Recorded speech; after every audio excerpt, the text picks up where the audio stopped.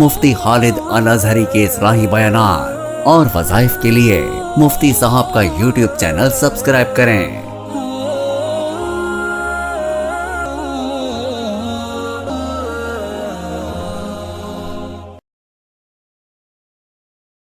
نحمده ونصلي ونسلم على رسوله الكريم اما بعد فاعوذ باللہ من الشیطان الرجیم بسم اللہ الرحمن الرحیم۔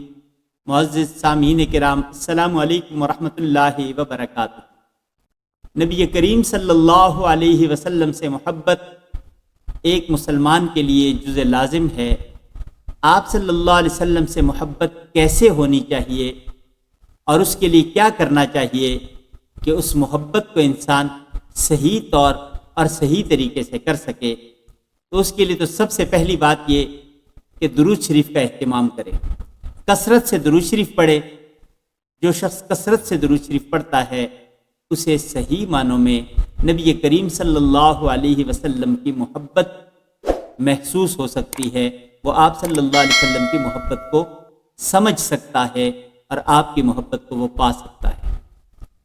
پہلی بات ہو گئی نبی کریم صلی اللہ علیہ وسلم پر درود شریف کثرت سے پڑھ۔ دوسرا عمل جو کرنا ہے وہ یہ کہ آپ کی سیرت پاک کو پڑھیں کہ نبی کریم صلی اللہ علیہ وسلم کی سیرت کیا ہے، آپ صلی اللہ علیہ وسلم نے کیسے عمل کیا، کیا کام کیسے کیا، آپ کی شخصیت کیسی تھی، آپ کا انداز گفتگو کیسا تھا، آپ کا حسن و جمال کیسا تھا، آپ کے کمالات کیسے تھے۔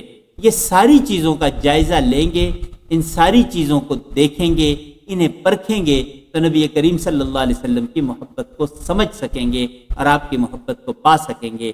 جیسے کہ آپ صلی اللہ علیہ وسلم کے کمالات کو دیکھا جائے تو میرے نبی عام امت کے نبی تو ہیں ہی، میرے نبی صلی اللہ علیہ وسلم انبیاء کے بھی نبی ہیں، رحمت للعالمین صلی اللہ علیہ وسلم ہیں۔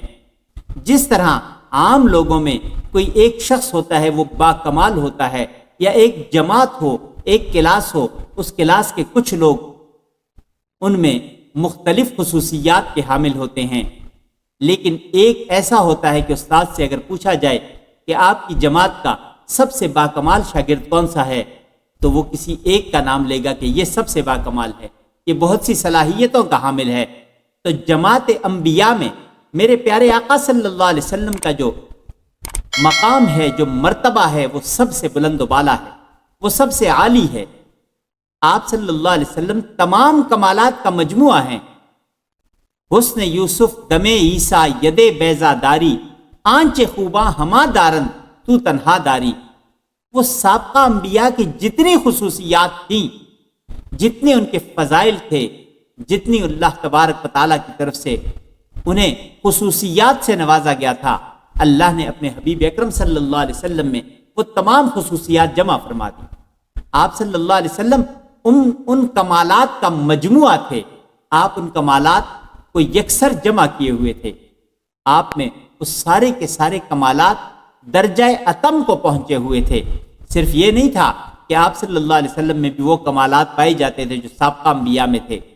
آپ کے حسن کو دیکھ لیں، ام المؤمنین حضرت عائشہ صدیقہ رضی اللہ تعالی عنہا فرماتی ہیں کہ مصر کی عورتوں نے یوسف علیہ السلام کو دیکھا تو اپنے ہاتھ کاٹ لیے، ان کے حسن پہ اتنی حیران ہوئی کہ ہاتھ کاٹ بیٹھی اور انہیں پتہ بھی نہیں چلا۔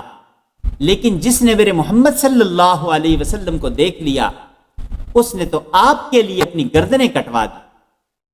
اور یہی حال صحابہ کرام کا تھا۔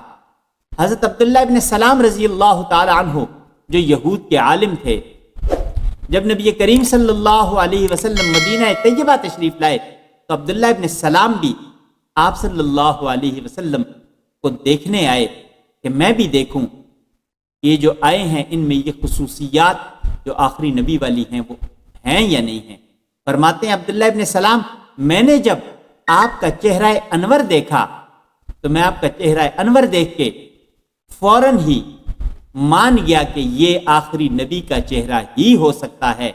آپ جیسا حسین نہ کوئی تھا، نہ ہے اور نہ ہوگا۔ جیسا کہ حسان ابن ثابت رضی اللہ تعالیٰ عنہ شاعر نبوت فرماتے ہیں وَأَحْسَنَ مِنْكَ لم تر قط عینی واجمل منک لم تلد النساء خلقت مبرأ من کل عیب کانک قد خلقت کما تشاء۔ حضرت حسان ابن ثابت رضی اللہ تعالی عنہ نے تو آپ کے شان میں جو نعت فرمائی وہ کمال کر دیا۔ حضرت حسان ابن ثابت رضی اللہ تعالی عنہ نے جو یہ فرمایا وَأَحْسَنَ مِنْكَ لَمْ تَرَ قَطُّ عَيْنِي، کہ آپ جیسا حسین کسی آنکھ نے دیکھا نہیں، وَأَجْمَلَ مِنْكَ لَمْ تَلِدِ النِّسَاءُ، آپ جیسا حسین کوئی دیکھے تو تب جب کسی ماں نے آپ جیسا جمیل جنا ہو۔ خلقت مبرأ من کل عیب، اللہ نے آپ کو تمام عیوب سے، ہر وہ چیز جو عیب بن سکتی تھی اس سے بلند و بالا پیدا کیا۔ کأنک قد خلقت کما تشاء، گویا کہ جیسا آپ چاہتے گئے اللہ تبارک و تعالیٰ آپ کو ویسا بناتے گئے۔ میرے پیارے آقا صلی اللہ علیہ وسلم جیسا نہ کوئی تھا، نہ ہے، نہ ہوگا۔ نبی آخر الزمان صلی اللہ علیہ وسلم تمام کمالات کا مجموعہ تھے، حسن کے اعتبار سے بھی کمال کو پہنچے ہوئے تھے۔ باقی جو اللہ تبارک و تعالیٰ نے آپ کو عادات دی تھی، وہ عادات بھی اللہ تبارک و تعالیٰ نے آپ کے سوا کسی کو نہیں دی۔ جو فضیلتیں اللہ تبارک و تعالیٰ نے آپ کو دی وہ کسی کو نہیں دی۔ پیارے آقا صلی اللہ علیہ وسلم ارشاد فرماتے ہیں کنت نبیا وآدم بین الماء والطین، اللہ کے حکم اور ارادے میں میں اس وقت بھی پیغمبر تھا جب آدم علیہ السلام کو بنانے کے لیے جو مٹی تھی وہ مٹی اور پانی ابھی علیحدہ تھے، وہ ابھی گارا بھی نہیں بنا تھا، میں اس وقت بھی اللہ کے علم اور ارادے میں پیغمبر تھا، امام الانبیاء تھا، خاتم النبیین تھا۔ اللہ تبارک و تعالیٰ نے ہم پہ فضل کیا، ہمیں اس عظیم ہستی جو امام الانبیاء ہیں ان کی امت میں پیدا کیا، جو قابل رشک امت رہی سابقہ امتوں کے لیے۔ تو اللہ تبارک و تعالیٰ سے یہ دعا ہے کہ اللہ تبارک و تعالیٰ ہمیں صحیح معنوں میں اپنے نبی صلی اللہ علیہ وسلم کی محبت نصیب فرمائے، اور اللہ تبارک و تعالیٰ ہم پہ اپنا فضل فرمائے، کرم فرمائے، ہمیں پکا اور سچا مسلمان بنائے، آمین۔